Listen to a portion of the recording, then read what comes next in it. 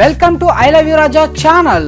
జగపతి బాబు అప్పట్లో టాలీవుడ్ రొమాంటిక్ హీరోగా, family entertainer గా మంచి గుర్తింపు తెచ్చుకున్నాడు.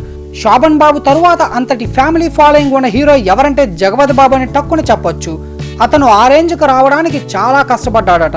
తన తండ్రి నిర్మాత కావడంతో కెరియర్ ప్రారంభంలోనే సొంత నిర్మాణ సంస్థలో సినిమాలు చేసిన జగపతి బాబు తరువాత చాలానే హిట్స్ కొట్టాడు.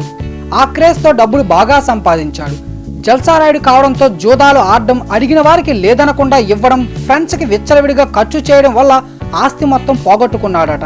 మంచితనానికి మారుపేరైన జగపతి బాబు చివరికి సొంత ఇంటిని కూడా నిలబెట్టుకోలేకపోయాడట. ఆ తరువాత లెజెండ్ సినిమాతో విలన్ గా మారాడు. ఇక అక్కడి నుంచి వరుసగా విలన్ గా సినిమాలు చేస్తూ అప్పులు తీరుస్తూ ఆర్థికంగా స్థిరపడ్డాడని ఆయన సన్నిహితులు చెబుతున్నారు. ఇప్పటికీ అతనికి సొంత ఇల్లు లేదని, ఇప్పుడిప్పుడే 4 రాళ్లు వెనకేసుకున్నాడని అంటున్నారు. మరిన్ని ఇంట్రెస్టింగ్ వీడియోస్ కోసం I love you Raja channel ని సబ్స్క్రైబ్ చేసుకోవడం మర్చిపోవద్దు. Thanks for watching.